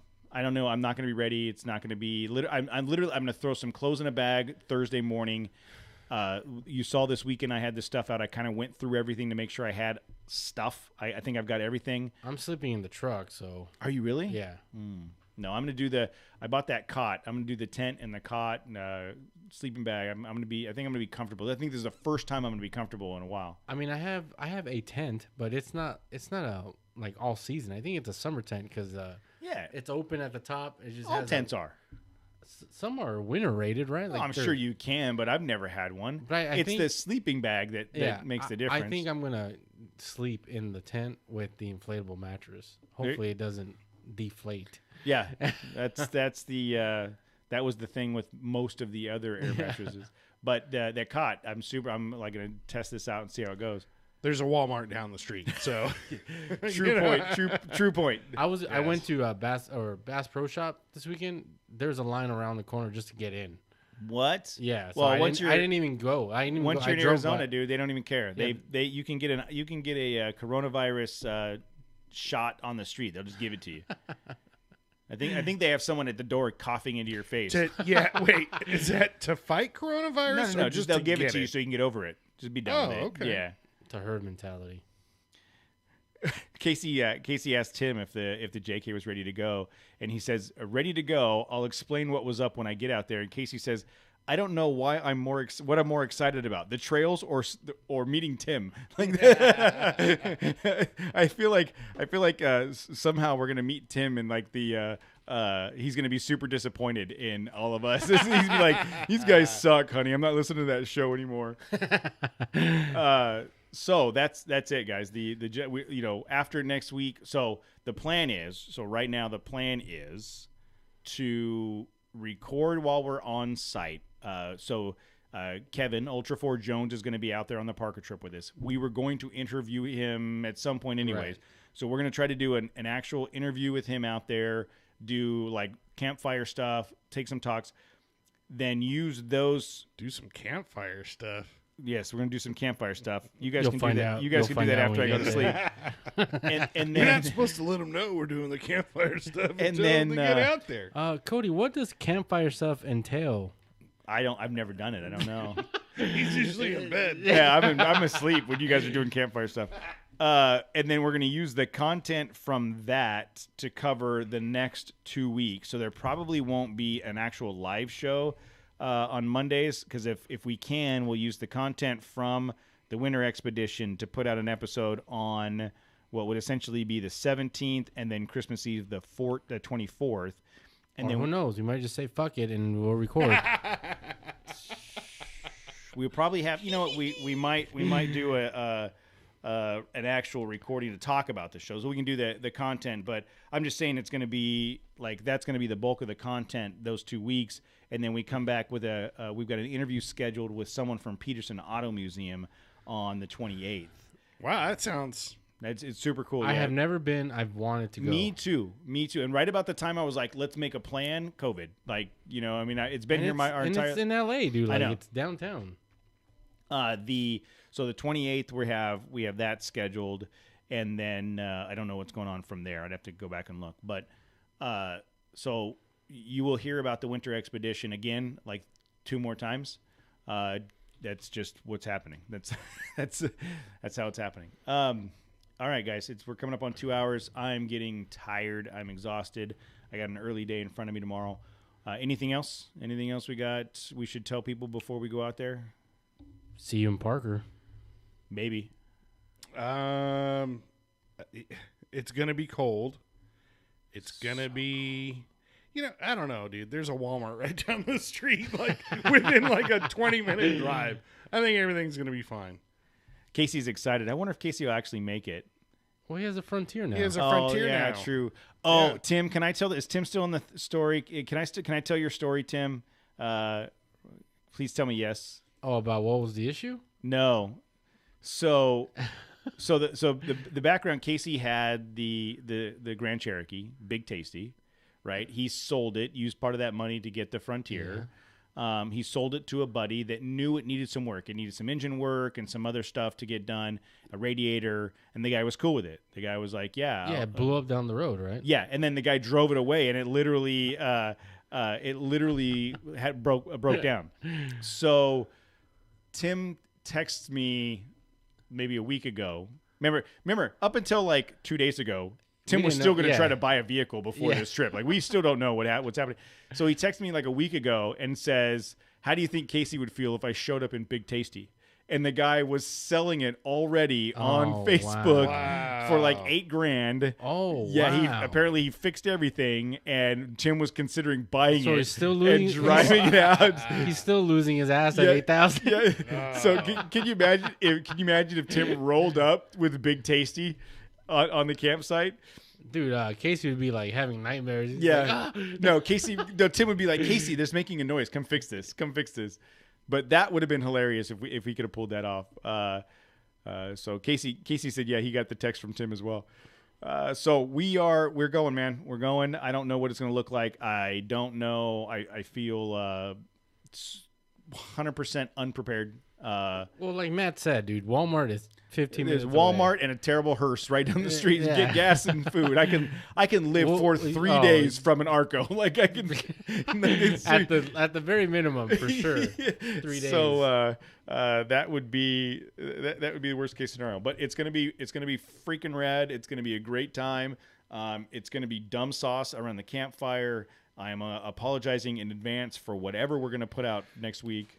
Oh yeah, Jose, you better come up with some good conspiracy stories this time. Yeah, I mean, I sent you guys that video today. Oh my God, we can talk about that. We can watch that video, and then I could just clown on you, I guess, for about it's at least a good half hour about that video. Yeah, we'll branch off from there. Yeah, exactly. That is a good starting point. That covered a lot of stuff in that video. I have not watched it. Don't. The 6 minutes of my life I'll never get back. As soon as it was over, I was like, how much time was that? But that's 6 minutes. That's probably the third time he sent a video like that where you start watching and you're like, what am I supposed to get out of this? Is this the right link? I don't even think this is the right link. Is this? I'm just providing the information. It's up to you what you do with send it. me this? What is this? So if you want to know what link he sent out, you'll have to be in Parker. But Casey says, don't forget your laser, Matt, so you guys can do Star Wars again. So we can play swords? Yes, you guys will be playing swords. And bring your laser, I guess. I gotta find my laser. I don't. We can still sword fight. Never mind. All right, with that, look, I'm tired. That's it. With that, That's it. we're done. We'll see you in Parker somewhere. I don't know exactly where yet, In but the we'll vicinity. let you know. Just Just a bunch of people wandering around the desert. head east on Thursday or Friday, and we'll just let you keep know. updating your inbox. Yeah, check your inbox and your texts. That's it. See you in a couple days.